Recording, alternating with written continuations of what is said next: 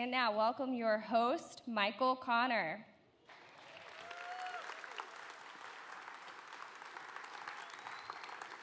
What a wonderful morning here at Full Sail University. Here we are at Hall of Fame launching off. How are you guys doing? It's a full house. We got people online. We got people all over the world. We've got our friends and family. Full Sail, this is a wonderful time. This is our homecoming. This is the time we embrace. We look forward to this. And I thank you, all of you who have made the commitment to make this happen today. So this is a very special event. I am very proud and pleased to introduce one of our latest inductees to our Hall of Fame here. He is a man whose credits boggle our minds when we look at his age and we see what he's accomplished. And, of course, we can name drop. He's worked with the greats. He's worked with Jay-Z, and he's worked with Beyonce. He's even worked with Whitney Houston. He's Mary J. He's done so many incredible things. But what he's going to do next is what intrigues me the most.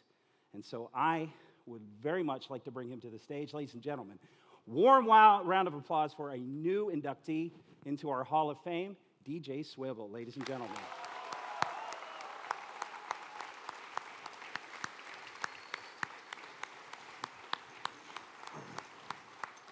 Thank you. Appreciate it. Pleasure, man. Thank you. Welcome home. I'm back. You're back. Once a year. Once a year, I know, it's true. Should be more. It's like the birds coming down. Right. So, yeah. So this is a full house, as you can see. We've got, I love how many it. audio Every students? year. How many audio students are in the room? A good majority. How Most, many of you yeah. are from other programs outside of audio? Good, good. Because I think what we're going to see today, especially when we get into some of your later projects, Yeah. will excite cross-platform, if you will. So first of all, let's talk a little bit about this Hall of Fame. What does this mean to you, induction? You know, I feel like I'm a little young for it, actually.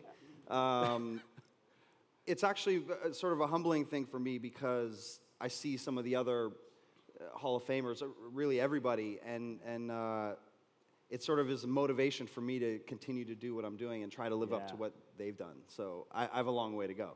But you've achieved but a lot. I love it, yeah. Yeah. I mean, it's a nice acknowledgement and recognition, but, you know, it's I have a lot more work to do. Well, see, that's And I'm working on it. That's good because, Yeah. you know, maybe Yeah. you'll get into the next tier of Hall of Fame where you get a secret decoder ring. They didn't tell you about that. No, I need the made that pin. up. I need the pin. I need to talk to Gary about the 10-year pin Yeah, instead of the 20-year pin. Oh, there you go. There you go. So what we decided to do, we've talked about how we're going to run our session today. We're going to do this very, very freestyle in a sense. We're going to invite questions when you feel that you have something that's pertinent to what we're talking about. DJ Swivel said it's pretty cool if you want to come up to the mic, and we'd kind of want to answer these questions as we go. You might want to be talking about what we're talking about at the time. So it'll be good. Also, we have questions coming in from online. We got our Twitter folks out there, everybody. Yeah, there's the team back there. So please talk to us. We're here. We're here for 90 minutes. We've got such a lot to talk about. So we've got a mix that you brought that we're going to step through a mix. Yeah, brought a mix. Your mentor. I think you guys will like it. Unfortunately, I was going to bring a special guest, my mentor Duro, who sort of taught me everything, but he missed his flight this morning. So he's literally on the plane now. But we brought a cool mix. This was the last song that I worked on with him, and I think you guys will like it. So, well, I think it's, we've had you come back 4 years now and give our talks. Yeah. I want to talk about some stuff that maybe people haven't hit on because Sure. you've talked about your career, but we've got an audience and we've got people at home who are trying to follow the path that you did, or at least find their own path in the same fields. So there are probably a lot of doubts. Everybody's taken that leap of faith. I've come here, I've interrupted my life for this certain amount of time. Yeah. Is it possible? Can I do this? And I think in your case, you're so young and you're so vibrant in an industry right now and at the cutting edge of it, that I think that you say you're too young. I think you're right on time. I think this is a good thing that students can look at somebody at your young age and say, wow, it is achievable. But with that, let's talk about the work behind that. I think that's the other thing that we need to talk about. It's all work. It's all work. It's all work, Okay. yeah. Yeah. So what Doesn't type feel of, like work, though. No, well, that's because... It shouldn't feel like work. That's is right. sort of what it's about. Yeah. But that was probably an attitude you had as a young man as well. I would imagine that work ethic was something that you brought Well, to Full Sail. you know, I wasn't actually the best student in high school or anything. I mean, I did okay. But it wasn't, I did really well in music. And I knew I wanted to do music.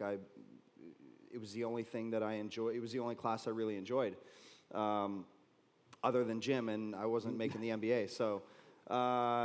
So yeah, I mean, once I found that passion and something that I loved, when I came to Full Sail, it was actually really easy for me because I loved what I was doing. It didn't feel like work. Studying came easy, and I was lucky. I found what I wanted early. And I sort of, you know, I have a twin brother actually, and it took him 6 years longer to figure out what he was passionate about. Now he's found it, and he's doing amazingly well. But that, I tell everybody, that's the most important thing. Find something that you won't get tired of. And if you do, then find the next thing. Find the next thing. Yeah, yeah. But your path started at another college. It did, yeah. I went to Fanshawe College in London, Ontario. And I applied to their music program. I didn't get in. It was just much smaller than Full Sail. And I did a year of, you know, general college, and I hated it. You hated it. Hated it. So I said, I went to Full Sail the next year. Yeah. Yeah. And that was the tipping point. I was like, I can't do regular school. So I said, let me try and you something came down different. here. Yeah. So yeah, you're coming from your home country. You're Toronto, Canada. To Florida. Yeah. A little culture shock, weather-wise. Well, a nice culture it was shock. a nice change. Yeah. Absolutely. Yeah, So can't complain. and you know, you lived in the same apartments. You sat in the same chairs as these guys in these classes. Sun Key Apartments. Is that still around? There you go. Yeah. Okay. So you know, it is a you know, it was 11 months in your case. We talked about that backstage. So that when you I had some. I took a music program at Fanshawe. I got some transfer credit. So yeah, 11 months in and out. I think I was the first month that the EB program was available to. I might have been the first month, but I didn't do it. A lot of my peers did. I just wanted to get to New York and work and just get to it. Really. Yeah.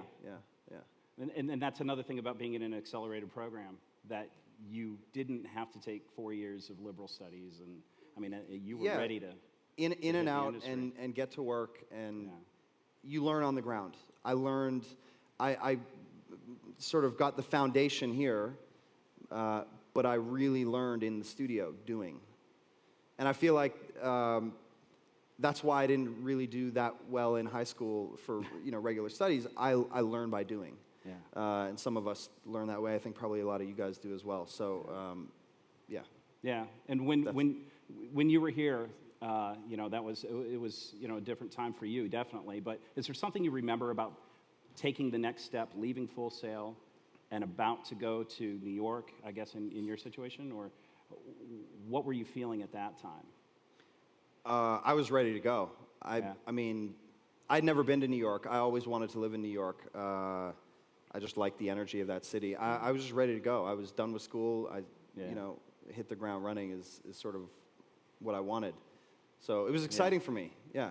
And you went to New York after you had worked with our placement department. Is that you had talked to them? No, actually, I had lined up an internship while I was at school through just connections and whatever. And I started working there the week I got to New York. And it didn't really work out. So I actually quit that. And then I started working with career development, and then the opportunity to work with Duro came through that. Through them? Yeah, yeah. Okay. And that was 4 months after I graduated. And that connection that came through Full Sail is really the key that got you into the door. I mean, yourself as well, but that opened a door for you. Yeah, that was the opportunity that led to everything else. Yeah. That was the opportunity with Duro, and he's still one of my best friends today. And we still, work on various projects, and I mean, different contexts of how we work. I don't work for him anymore, sure. But and everything stemmed from that, and I really learned everything from him. So. And it says a lot that he's going to be the person who gives you the induction. Yeah, this yeah, week. It was exciting. Yeah, yeah. I mean, that is a special bond to be able to come in. So you're this gung ho young guy coming in, ready to do what that first day? What did they have you do? My first day, I was there for 24 hours. Fabolous and Styles P came in to record "We Belong Together" remix for Mariah Carey, and I was scrubbing the toilets and fetching food. Yeah. Everything that you're supposed to be doing. Okay. I was doing what I was told. And I loved it, by the way. And you loved it. Yeah, Okay. Yeah. Not saying you need to love to scrub toilets, but there's a humility that you need to be aware of, I think. Well, one thing I've always talked about is that's an opportunity to show what you're made of and what you can do. The detail in how you scrub a toilet is the same detail that you need to mix a record. And it's just paying attention to those things. It's the same, not the same skill, but it's the same mindset of, if it's not done, if it's not right, we'll get it done right. Yeah. All those were sort of the building blocks to eventually being in the studio and recording or mixing or. So how many 120-hour weeks did you put in? Many. The first week was a lot. I literally lived there. Yeah. I did a 24-hour session. I went home for 6. I did a 35-hour session. Went home for like 6. Wow. It was just, I think I was there every waking hour of the week. Unbelievable. But it was great. And then, not all weeks were like that, but yeah, it was certainly 80 to 100 hours a week, every week. Did you ever lose faith? No. I enjoyed it. Yeah. Yeah. It didn't feel like work. And I sort of put everything I had into, interning and doing that, which allowed me to become an engineer quicker because I was there all the time. So when an opportunity came up, when I wasn't at the studio, that was when I was going to miss an opportunity. So I made sure I was there every day. Wow. Yeah. And so you learned a lot just by watching, just by observing. Yeah, osmosis, just being in the room and watching Duro mix, and that's how I got my first mix, is I watched him mix 100 mixes, and I actually mixed the song for him without asking him. And then... well, there's a story. Yeah. Yeah? We were finishing Fab's album, and I had engineered the whole album, and he's, of course, one of the best mixers in the business, and there's 2 songs left to mix, and he asked me to set one up, and he would be in the morning, so it was 2 in the morning at Sony. I'd never mixed a song before, and I thought, I've watched him do it, I could do it too. So I mixed it, and then he came in the next morning, a little surprised to see me, and I said, I mixed the song for you, don't worry. Didn't really know how that was going to go. And he listened to it, and then I think he asked me to go get him a sandwich. And then I came back, and he was mixing the song. So I didn't get that one. But the second song, the next day, I said, all right, I need a do-over, so I mixed that one too without asking him.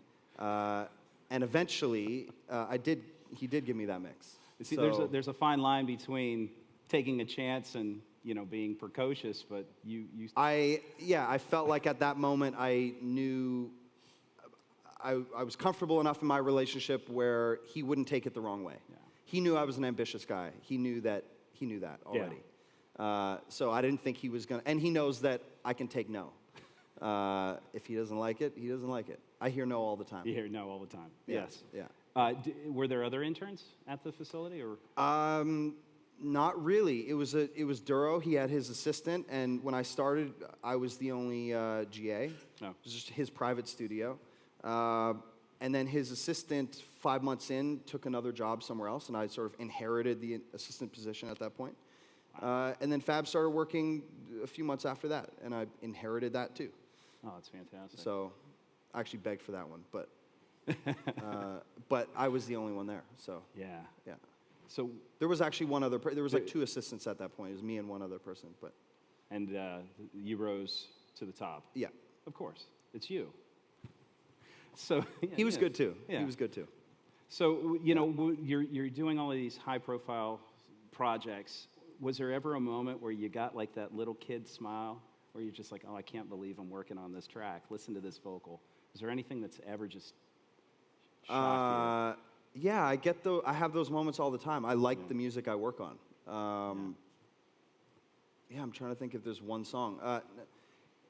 I thought, actually, when I got to do the song with Whitney Houston, I didn't actually work with her in the studio, but I worked with the producer, and just being able to work on her project was Sure. She's a legend. Absolutely. So that was really cool. But I've had those moments. I've had a number You've worked of those with a few moments. legends. Yeah. And you also worked on some Michael Jackson material, too. I with the same producer, Eric Hudson, we did a remix. This was right after he passed. But it was like Epic was putting out a remix album, and that was one of them. So that was cool to be able to. Yeah. What was it? It was actually Jackson. No, it was Michael. Can't remember what the song was anymore. But anyways, it was a remix of a Jackson 5 or one of the early when he was a kid. Yeah. And to hear those that was isolated fun. tracks must have been and pretty getting cool. those stems and being able to see like how, coming off the tape, and then they give you the Pro Tools session, they mail it like with lock and key, and it was cool. Absolutely. Yeah. Just hearing those isolated vocals just must be. Oh, it was amazing. Give you chilling because it's iconic. Oh, it was Ain't No Sunshine is what it was. Ah, there you go, the Bill Withers tune. Yeah. Great tune anyway. He covered it, yeah. Well, awesome. Yeah. Well, I know you brought a mix, and I know we want to play that for everybody too, and talk about that. So Doro was responsible with you as well. Yeah, so Duro mixed the record. I was his second engineer. This was the last song I worked on, essentially under his employment. This sort of marked the moment where I moved on, and then shortly after this, I started working with B. But I think you guys will know the song, and should we play the whole song or part of it? Or sure, let's play the whole song. All right.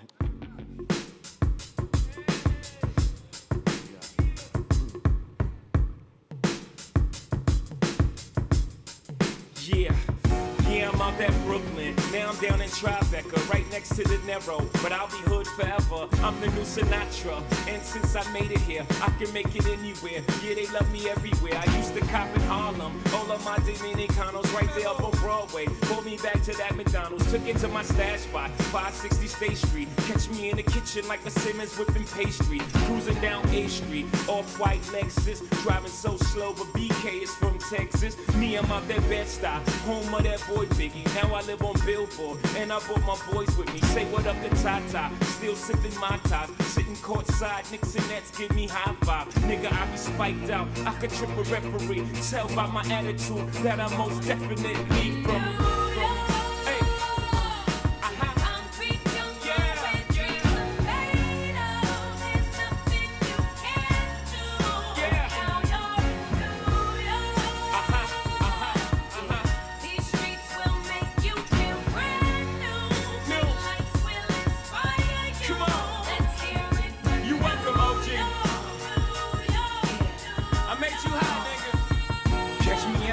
With OG at a Yankee game. Shit, I made the Yankee hat more famous than a Yankee king. You should know I bleed blue, but I ain't a crypto. But I got a gang of niggas walking with my click though. Welcome to the melting pot. Corners where we selling rock. Africa been by the shit. Home of the hip hop. Yellow cap, gypsy cap, dollar cap, holla back. For foreigners it ain't fair. They act like they forgot how to act. 8 million stories out there in the naked city. It's a pity half of y'all won't make it. Me, I got a plug special ed, I got it made. If Jesus paying LeBron, I'm paying Dwayne Wade. 3 dice CeeLo, 3 card Marley. Labor Day parade, rest in peace Bob Marley. Statue of Liberty, long live the World Trade, long live the King, yo. I'm from the Empire State, that's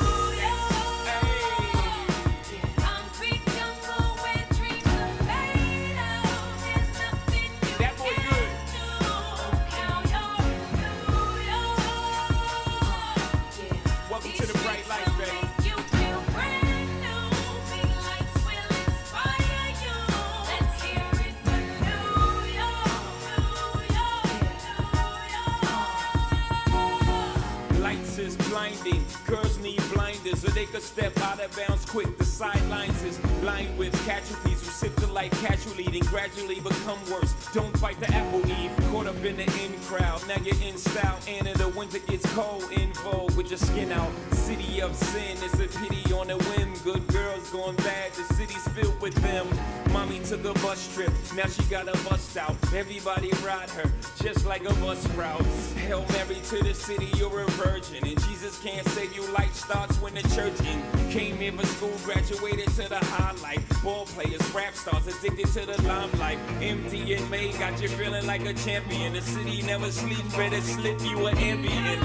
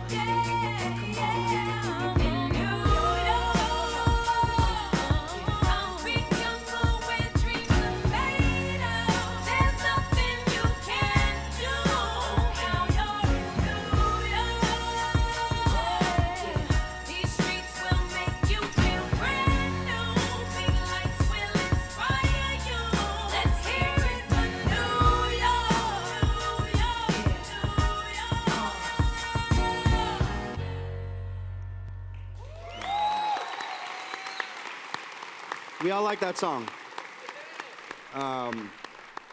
So one of the interesting parts about this song is it's not a complicated song at all. There's 9 tracks in the beat, and Jay did one lead vocal, and what's that? One take. One, yeah, exactly. And then AK has her vocals, but. And there's not a lot of plugins on it either. So one of the things that I see with a lot of new mixers or engineers who are starting is I see the tracks with 9 plugins on it and a lot going on. And maybe there's some cases where that's needed, but in most cases it's about balance and imaging and spacing. And if you have good recorded material, you don't really need to do a lot. I mean, there's some stuff going on in the drums here. A little bit on the sample, but most of the tracks have nothing on it. It's just about the right balance, the right imaging, the right space, and you get a good mix out of it. And it sounds big and it sounds full. And that's the thing about that mix is it's so ambient, it's so big. It sounds like New York. It's huge, and a lot of that is just having respect for the original tracks and letting them breathe a little bit too. Yeah.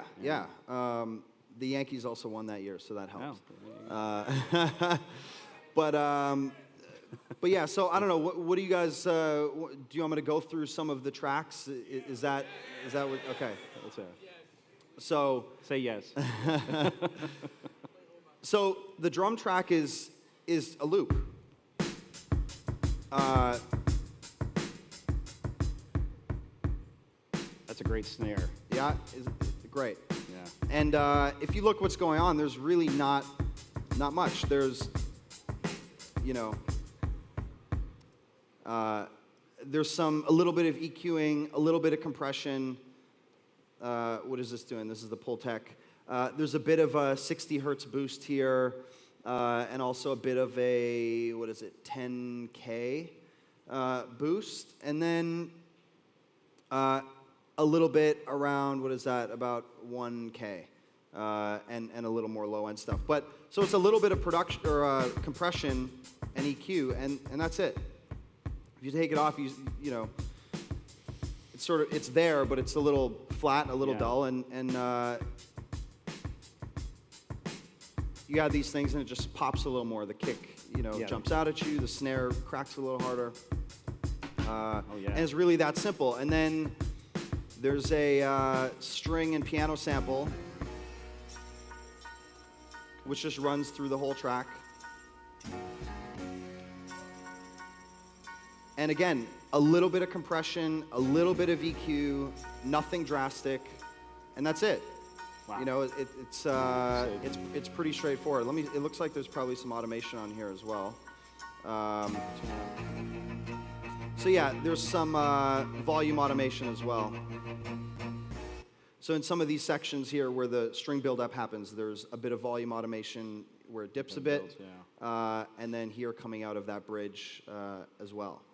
So when I talk about balance and imaging and things like that, it's panning, it's levels. It's not always, you know, adding. I think plugins are like the first thing that people reach for. It's like, I got it, I got this, I got the fix. Yeah, if you get the balance right first, and you know, the kick, the snare, the bass, the guitar, whatever, the piano, it's all fitting together nicely, then you can start tweaking and saying, okay, I want to pull a little high end out of this, or oh, this is getting a little muddy, let's dip something out of there. Let's see, what the other tracks, like the conga track, it's a little quiet. I don't know if you guys can hear that all that well. Yeah. But there's not much going on there. It's a little panning, I believe. Wow, it's so subtle. Yeah, and then there's this one bass sound that happens every once in a while, right? Nothing on that, again, just level. And then you have a live bass that plays throughout. There's a little more happening here. We're pulling out. You can hear the bleed a little. What is that? 20 or 240 hertz. A little bit of compression, and a bit of a boost at, what is that? 30K. It's hard to read on here. Yeah, your resolution stuff. It's actually a little better up there. A lot easier up there. Yeah. So yeah, a little going on there, but not much. You're not hearing a drastic change. Just subtle. Subtle things to fill out. Very musical choices too, because they help the track. And then there's 3 other tracks. There's this keys track,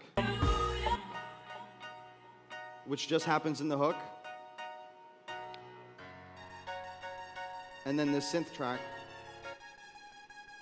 Right? Great production. It's just, you know, it has everything it needs to do what it's supposed to do. And then Alicia played 2 pianos in the bridge that were live pianos that she did. So just in that bridge, and that's the whole track. Wow. There's not a lot. A lot of producers like to. I find the tracks that I get now to mix have way more tracks, hundreds sometimes. Hundreds. Wow. Over on more than one occasion. Probably 50% of the time you get production where you have hundreds of tracks. So the point of this is you don't need a lot to make it sound big. I guess we can go through some of the vocal stuff here, because that's always cool to see. Jay never doubles his things. What I find now, too, is a lot of rappers like to have 4 or 5 tracks of vocals. Maybe a lead track, and then maybe a double track, a couple ad-lib tracks, and you end up getting a stack of vocals.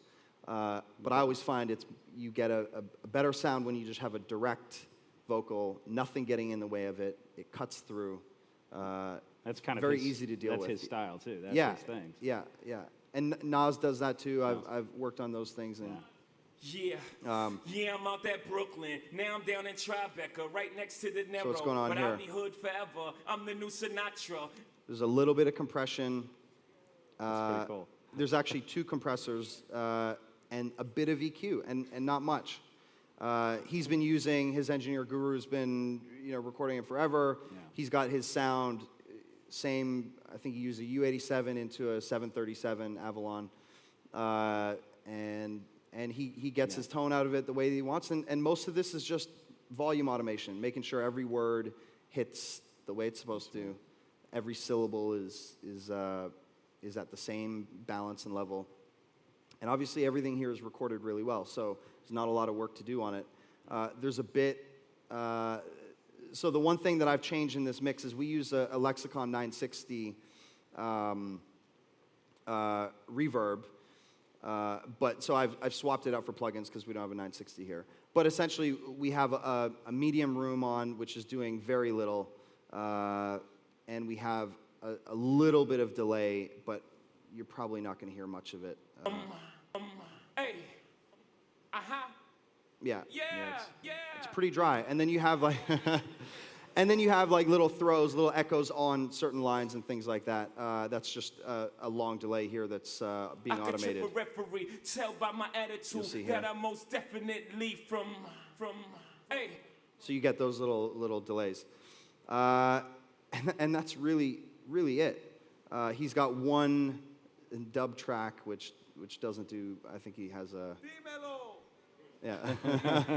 That's it. There's really not a whole lot. So, and then with AK the same thing.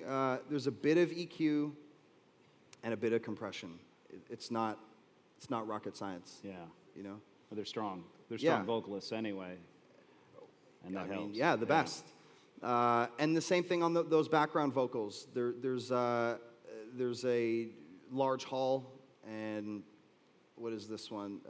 A bit of delay. Actually, 2 different delays on her vocal there. So let me play some of these. In New York. So you're getting that long delay, that quarter note delay. In New York. So that's dry. But yeah, not much. Wow.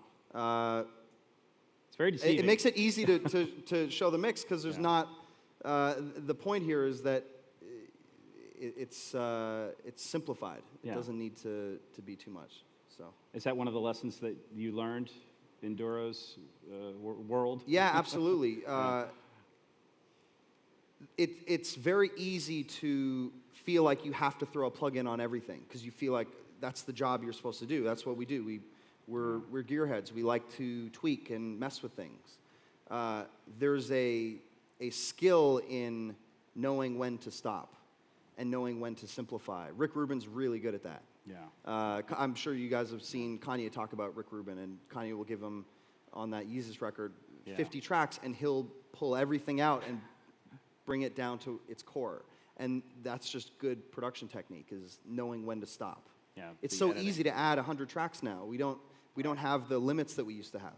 So you can overcompensate by, oh, this isn't right, so let me add something to it. But maybe it's not right because there's too much there already, right? Right, so there also comes a musicality point of view, too. You know, you listen to it, and sometimes when we're creating, maybe things, you know, we're in the process, but you also need to listen as a listener, too. You almost have to say, is this musical? Is this something that I'm impressed with, or is this something that a listener would be more impressed with? You have to disengage a little bit. Yeah. I think that's tough, too, sometimes, Yeah. when you're mixing your own material as well. Yeah. So you've done that. You've mixed your own. You've mixed your other people's material. Of course, yeah. I mean, I'm a producer as well, so I've mixed my own records, and sometimes I actually like to have other people mix my records, because sometimes if I'm in a production, if I'm in a creative, in that creative space, taking my head out of it and mixing it can be tough sometimes.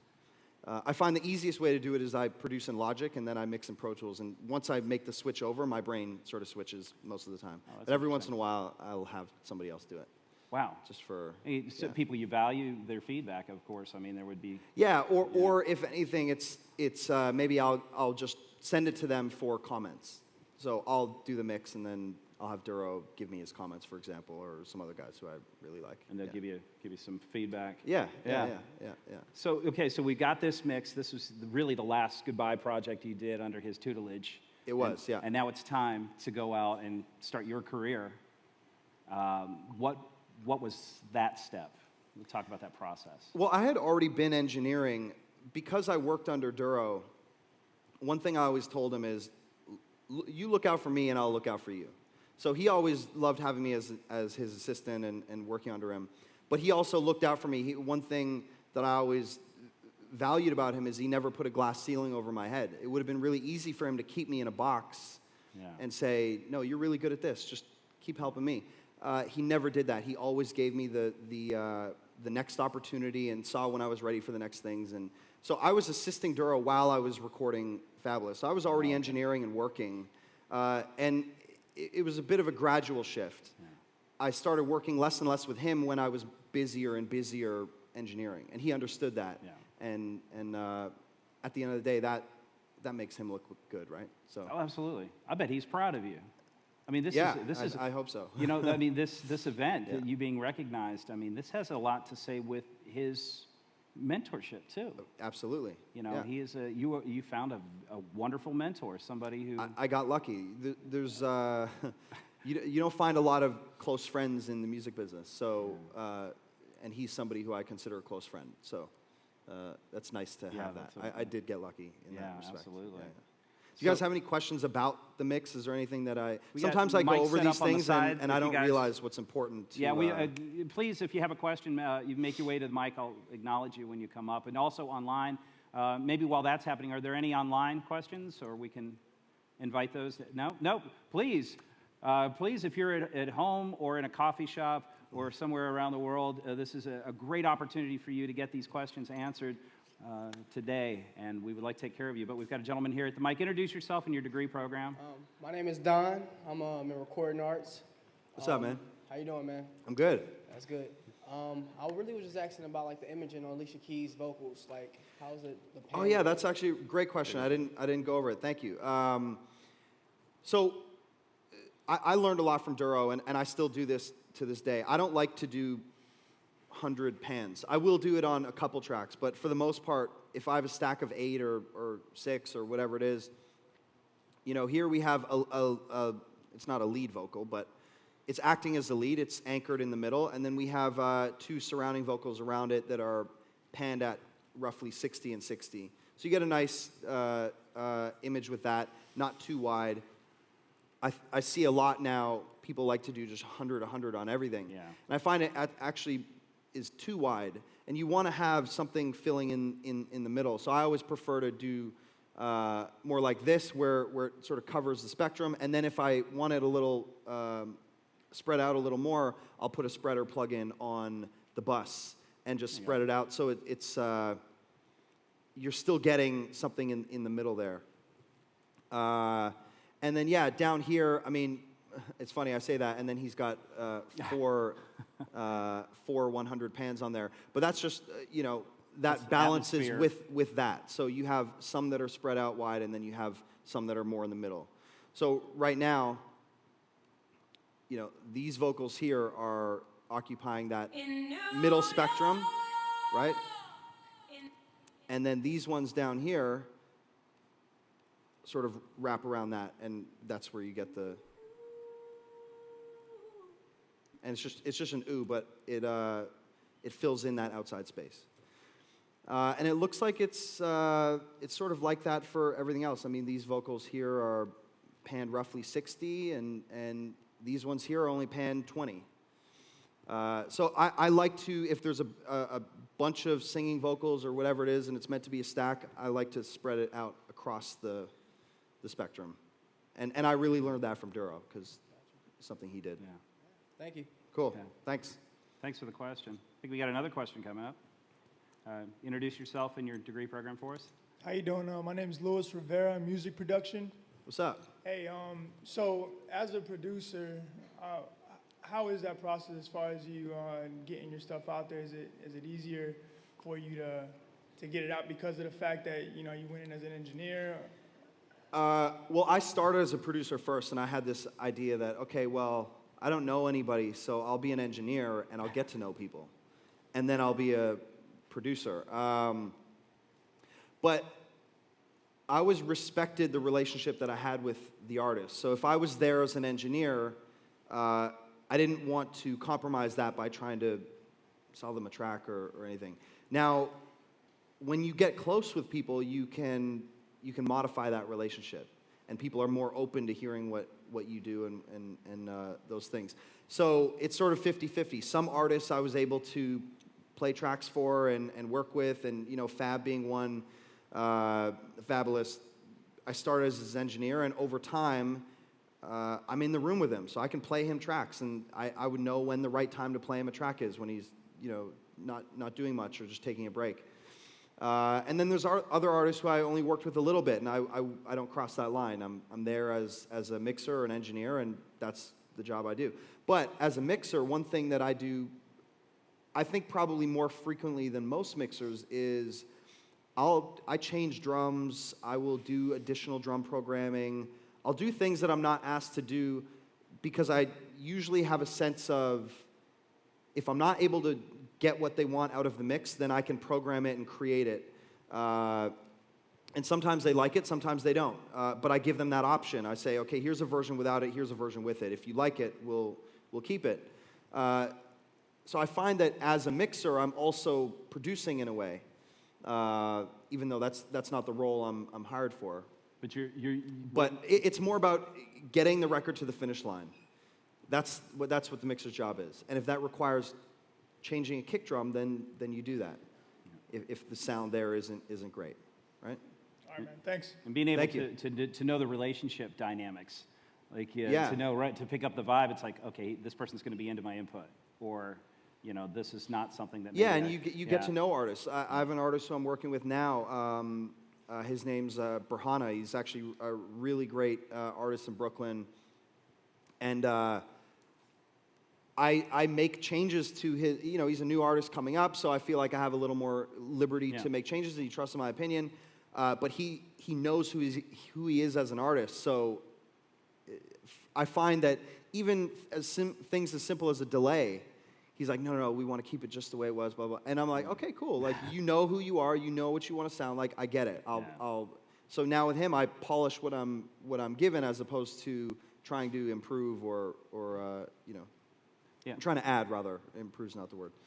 So, you just find the right times with people and know who you're dealing with. And Yeah, absolutely. it's relationships. Yeah, it's a relationship. I think a lot of it is key. I mean, especially when you're working in a creative environment, that you do have the ability to nurture that type of a relationship. That's key, because you're in that creative bubble. Yeah. And the outside world has to leave you alone, and you have to trust. There's just that circle of trust thing, but that is there. Yeah, Wouldn't you say absolutely. so? Yeah.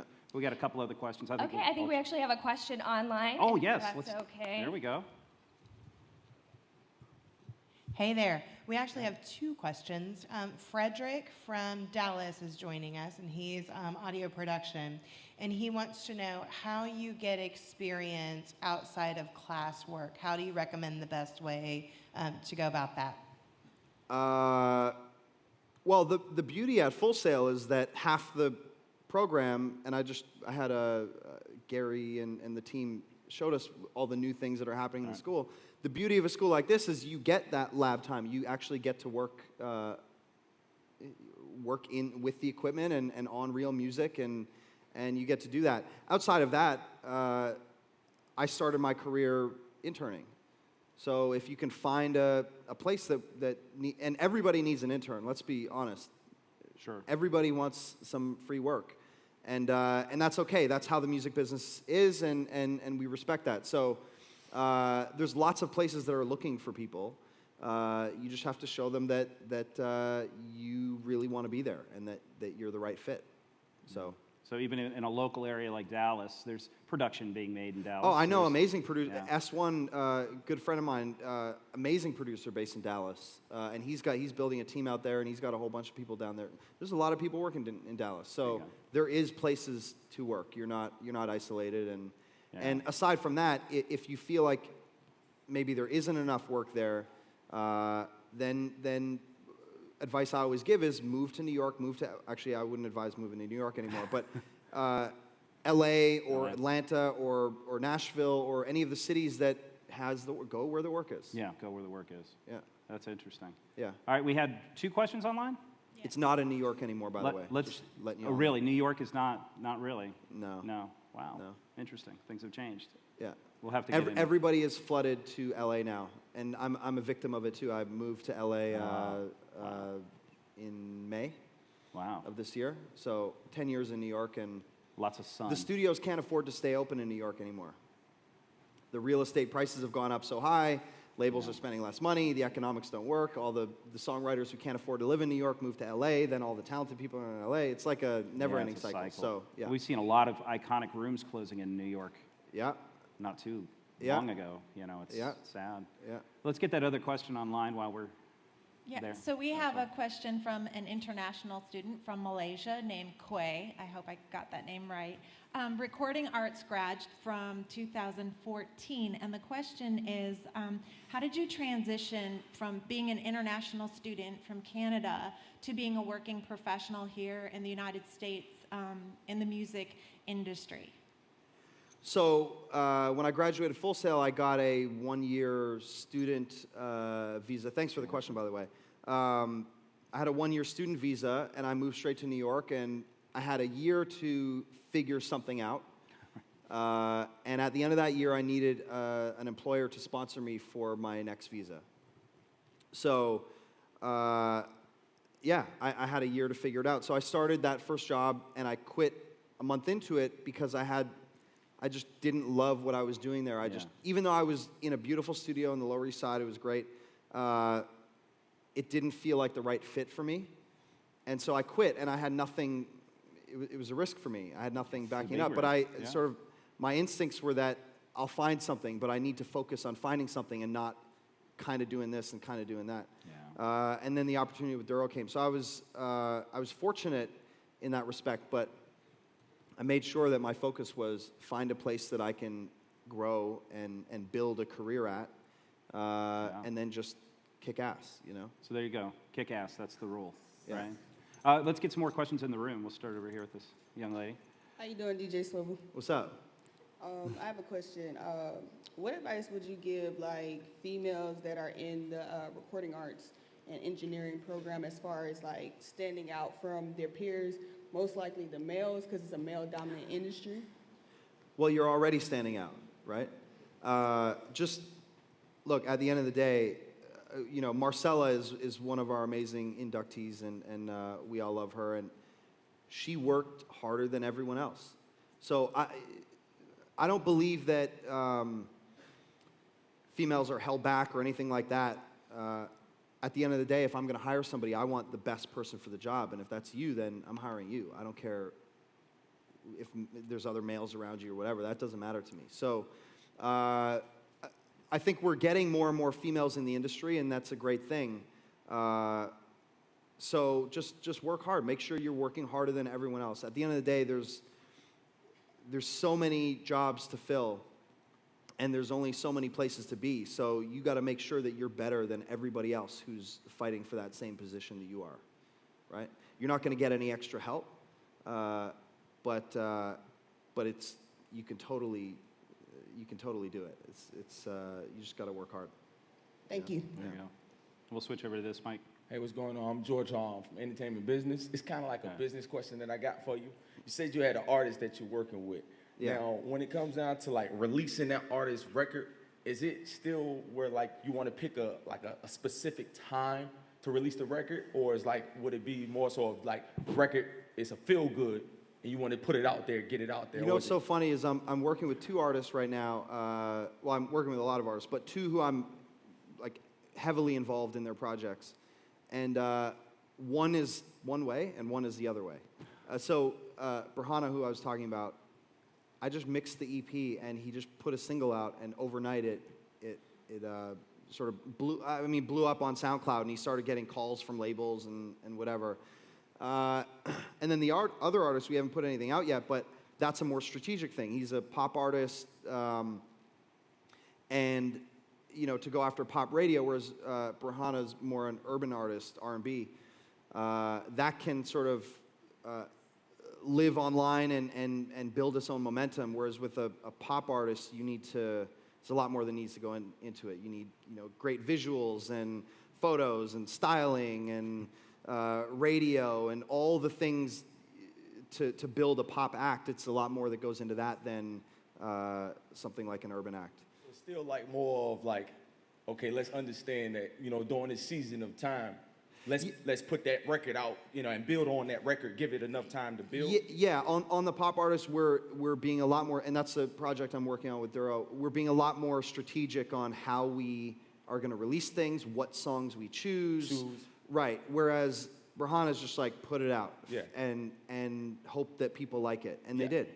So I don't want to tell you, there isn't, I don't have an answer for you. The point is, For like unsigned artists, to put it at that level. well, artists, neither of them are signed. Yeah. Okay. Well, like artists that still trying to like build a name or build like a presence. I mean, I always say, put it out. It Yeah. doesn't do any good on your hard drive. So put it out. Yeah. And if you have, and put it out. Yeah. Even if it's just on SoundCloud, put it out. Yeah. And then do your best you can to promote it. To promote it. Yeah.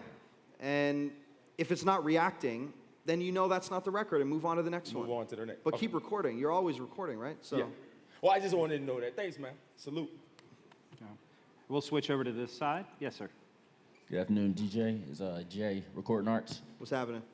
I love like how full you made, Jay-Z's just one vocal sound. I was wondering like Duro made it, but yeah. Duro.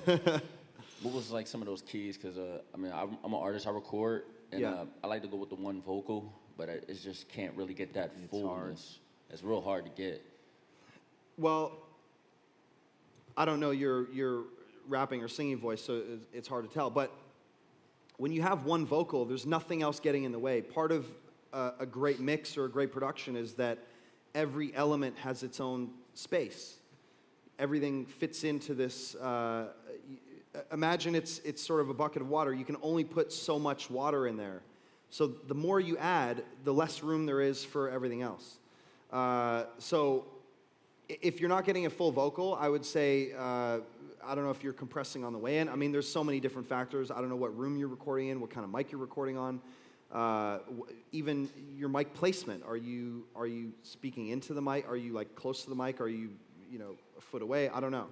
But I would say if you have a good vocal technique and you're getting a nice recording on the way in, you have a good mic and a good preamp, you should be able to get a full vocal sound. And every voice is different. So for you, it might be boosting some low-mid stuff, where someone else, it might be getting some, high-end crispiness out of the top end of your voice. So it's hard for me to give you an answer without actually hearing it, but...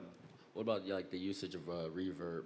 Because I like to go with like a mid, hall type of... Yeah, you're a rapper or a singer? Rap. Okay, so I find with rappers, depending on how the production is, I wouldn't put a hall on a rap vocal because it's too washy and the tail is too long. Usually either a vocal plate or a room, so something smaller that sounds more natural. The hall is probably washing it out and making it sound less direct. So maybe that's the problem. All right, thank you. Yeah, you're welcome. All right. Well, we got a good, healthy flow here of questions. How you doing? My name is Nick. I'm in the entertainment business program. Sorry. No, it's okay. My name's Nick. I'm in the entertainment business program. My question is, how did you come up with the name DJ Swivel? And being that there's kind of a stigma on DJ producers, did you find that created any challenges for you at all? Well, I started as a DJ in Toronto. I was DJing nightclubs and things like that. What is Leslie doing here? Yeah, I started as a DJ. Honestly, there's no good story. I needed a name for a flyer, and that's what I came up with. I wish I had a better story, but it stuck. I was 16 or 15 years old. Right. So did it create, because sometimes there's a stigma about DJ producers because DJs have a habit of leaking tracks early. Did you find any complications being that your name was DJ Swivel? It's so funny that you said that, and sort of I've been working on my Hall of Fame speech, which I'm terrified of, but one of the things that I talk about is when I applied for the job with Duro, I actually got a response saying, "We loved your resume, but unfortunately we saw you were a DJ, and once we found that out, we can't hire you. We've had problems with DJs leaking music." Wow. And so it was a courtesy email saying, "Change your resume. Best of luck." So I thought about it for a day, and I responded the next day basically begging for an interview. I said, "I would never do that. Please, just give me a shot." And they said, "Well, we filled the position, but we'll give you a tour of the studio." So I went up and I met Duro and I got a tour. And then 2 weeks later, I got a call from Duro saying, "If you want the job, you start in January." Nice.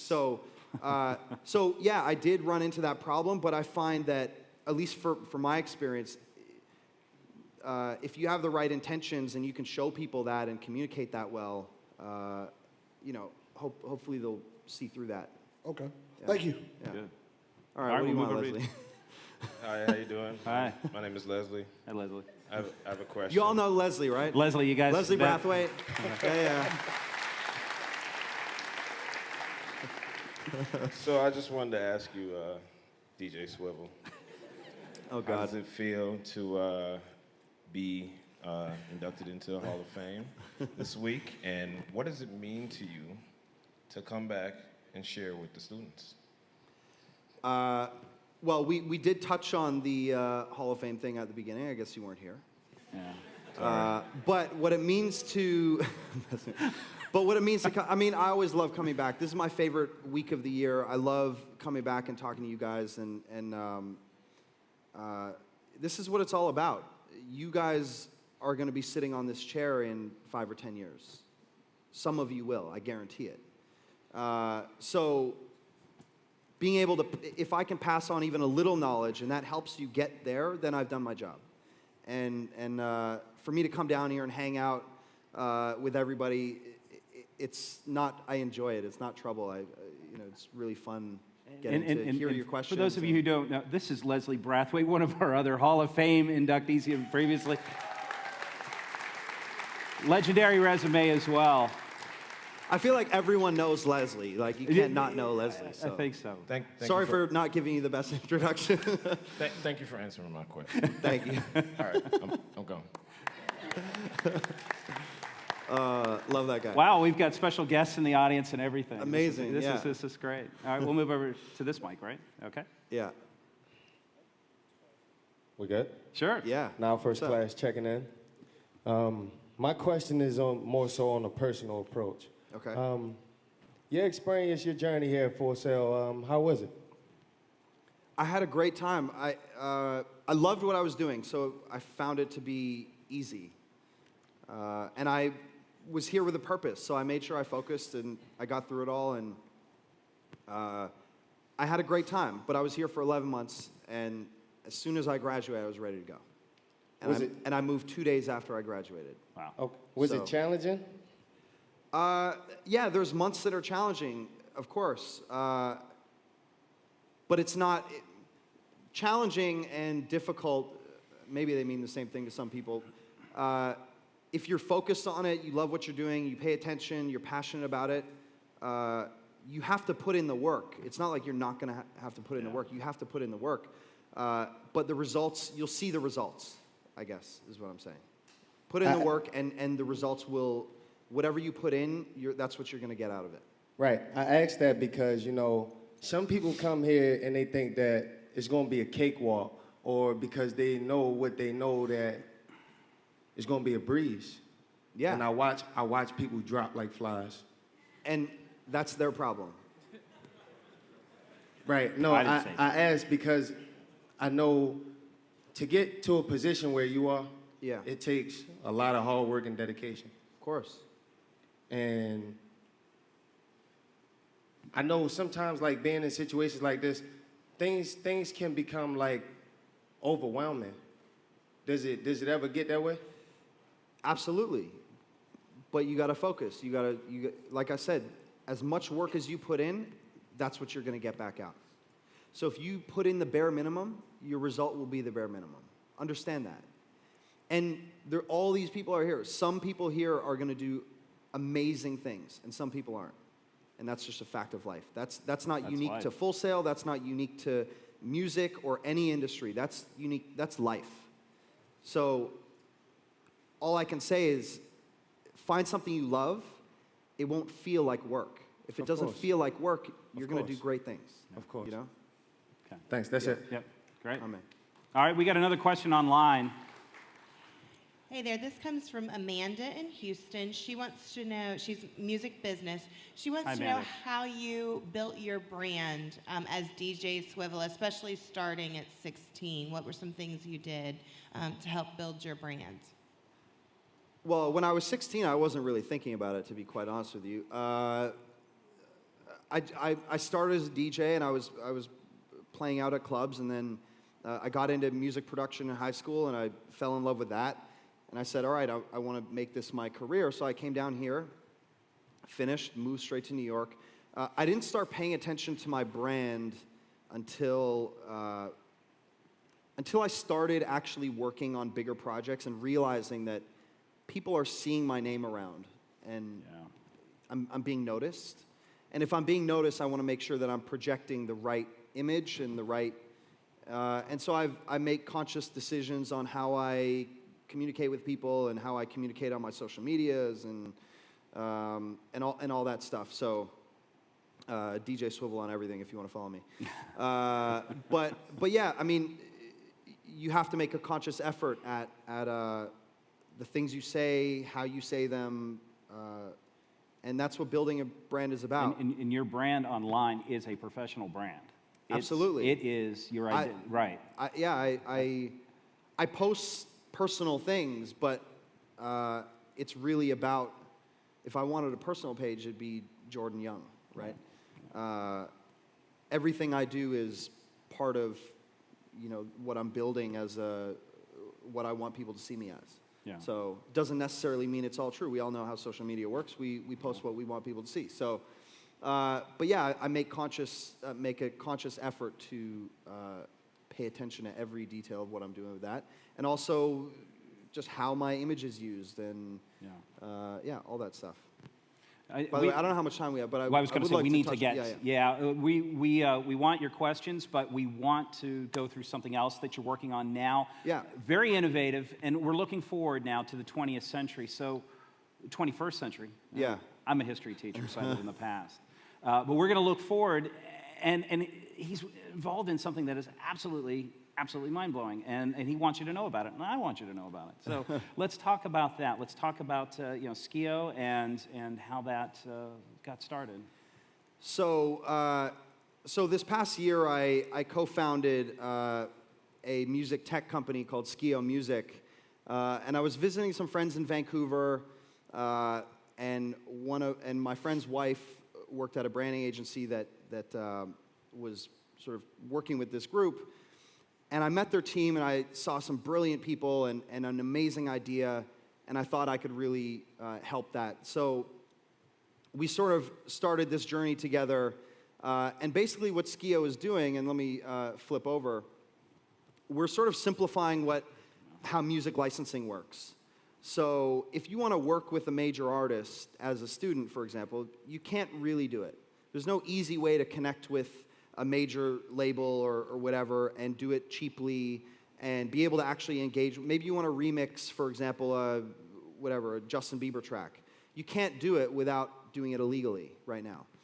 And we're seeing a lot of things with the way that music is created now and the rise of SoundCloud and all these things that makes dealing with music and copyright in this day and age a little difficult. And so what we've tried to do is simplify the complexities of music licensing. So one of the bottlenecks is finding a great music lawyer. They're expensive. They're $400 or $500 an hour, and maybe you can't afford that, and maybe you don't know who they are.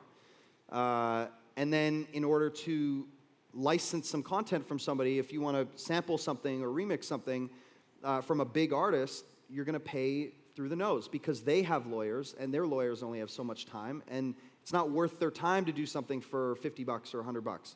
So what we've done is take the lawyers out of it so that you can create a production contract or a remix contract or work for hire, or maybe you're a musician and whatever. And so we've sort of created a platform where you can negotiate your own contracts with just the things that are important to you. And we also handle the payments. So imagine sort of like Uber for music licensing and creative licensing in general. So what I thought I would do is maybe just show you guys, we're in beta right now, but you guys are going to hear a lot more about it as we roll out new features. But to give you a sense of how we're doing this, I thought I'd run through how we do a remix deal on Skio. And with that, you'll understand how we can work on production agreements and all the other things that we want to help you guys with. So this is, I have the main homepage, but this is like where you can find a song that you like and whatever. So let's say I like this Miriam Bryant song. great singer in Sweden. I can click on the song, and I have the high-level view of the song, and I also have all the stems, because we're talking remix deals here. I have all the stems. I can listen to them. If I like that song and I want to work with her, I just hit remix, and her record company, she's signed, her record company has put this content on because they want people to be able to engage with it. So I can send them a message, and they'll be able to see sort of who I am, who my fans are, where they're located, all that stuff. And I can request permission to remix one of their songs. And now what I'll do is flip to what they would see as receiving the request. They get to then suggest terms because they own that content. So they should be able to set those terms of how they want to work with you. So we go into a deal flow like this, and we have standard terms around attribution and ownership that every remix is going to have. And then we have negotiable terms. So maybe there's going to be a royalty split on if we decide to sell that remix. Maybe there's a cash payment that we can put in. And we can type all these things in, a delivery date, or do you have permission to upload that content to your social media accounts? And that's really what a lot of new producers want is, I'm not trying to make a Rihanna remix so I can go and sell it. I know I can't sell it. I just want to post it to my SoundCloud so that everybody can see how good I am. And there's no way to do that. And then your song gets taken off SoundCloud because of copyright issues. So now we can actually grant you a license. So I can click use these terms, and then what the remixer is going to see on the other end is this deal here where they've set the terms. I like this, 50% royalty. They're going to pay me $1,500. I like all this. So I can just hit accept these terms, fill in my legal information, hit continue, and I have a full contract that would normally cost a lawyer $1,500 to do. You have a contract that you can then just sign and accept. And we've written these contracts with all of the best attorneys in the music business in New York, and they're written fairly. So as opposed to if you get a contract from a record company, it might be weighted in their favor. And then you need to hire a lawyer to bring it back to the middle. We make sure that it's written with neither party being more advantageous. Wow. And it makes it easy. So you can actually do a deal and feel secure. And then when payments have to go through, we'll hold that money in trust until both parties say that the contract has been met, and then we release the funds. So you never have to worry about, you know, if you're hiring somebody, are they just going to take my money and not give me a good product, or if you do the work and not getting paid, we make sure that everyone gets paid. So we simplify a lot of the complexities in doing business in music, and maybe a lot of you guys haven't encountered that. Maybe some of you have, but certainly you all will at some point. Certainly for the people who are in music. And this is a beta, and it's so we're in rolling private out. beta now. I encourage you all to go to Skio Music, skiomusic.com, sign up. We're about to launch 4 or 5 new deal types: producer agreements, musician agreements, collaboration agreements, all that stuff. We already have remix, and yeah, hopefully in the next, I don't want to tell you a date, but within probably the next month or so, it'll be open to everybody in the public. But you know, you can sign up now and get a sense. And we're working with Full Sail to find ways for this to benefit you guys in your education as well. That's pretty exciting, huh? Yeah. Yeah. Thank you. And we appreciate the fact that you're looking out for us. You know, I mean, you've got a sea of faces here, but you guys, here's somebody that came back and he's looking out for you. That's okay. That's pretty cool. And yeah, I mean, it's part of a selfish need too. I encounter these problems all the time with dealing with payments, with independent. Somebody will reach out to me from Europe or something, and I've never worked with them before. Can I trust this person? I don't know. And we've all been burned once or twice before. So a lot of it is solving problems that I encounter in my career on a daily basis, and all of you guys are going to encounter the same things. So if we can simplify that, it's a win for me, it's a win for you guys, it's a win for everybody. Absolutely. I think this is a very modern way to approach creativity in general. Let's make contracts that are equitable up front so that nobody has to wonder what they're signing. Yeah. Wow. That's That's pretty novel. Yeah. Awesome. Well, I know we're kind of running low on time, guys. Are we? Do we have time for a few more questions? We got time for questions? Got a couple more? Okay. Cool. I know you guys have been waiting on. Maybe we can do a quick thing. All you. All right, good afternoon. My name is Tavion Edwards. I'm in the music production program. What's My up? question is, as a producer, do you find it easier to work with more established artists, like you said, like working with Fabolous, or do you like working with more like newer, up-and-coming artists, like your artists yourself? I mean, I like working on good music. When I started my career, it was working with more established, bigger artists because that helped me build a name. But now I enjoy developing artists, and I have a little more control over them in this, helping guide them. I don't get to guide Fab because Fab's been around, and we love Fab, and he's got his own brand, his own, he's got his own thing. But I can help guide newer, younger artists who need help. So I enjoy doing both. It's sort of different qualities of different skill set gets used for each. I guess. Let's see if we can get a couple more questions in. Over here. Hey. Am I on now? Yep, Okay. you're on. How you doing, sir? Thank you for coming here as often as you can. My name is Avion. I'm music production. I have a sort of three-pronged question for you. Let's hear it. Upon graduating, how was life as an intern in New York? How did you I loved it. stay afloat, living there, working for free? And then for someone such as myself, hearing you say that New York isn't, the move anymore, being that gentrification is on the rise over there. I'm based out of there myself. I plan on moving back. So, Yeah, look, New York has jobs. I don't want to say it doesn't have jobs, but do you want to be an engineer, producer? Producer, yes, sir. Producer. Okay, so here's the problem with being a producer in New York. All the great songwriters who write top line melodies and things like that. I don't know if you also are a I top also liner. want to songwrite as well. So you want, but all the great songwriters. First of all, there's a lot more There's a lot more producers than there are songwriters. If you look at pop music, for example, or whatever, there's the people who are doing top line stuff. There's a lot less of them than there are people who can make great tracks. So, and most of them live in LA. So if you want to work with the best songwriters and have the best chance to get placements and things like that, you want to be able to work with them.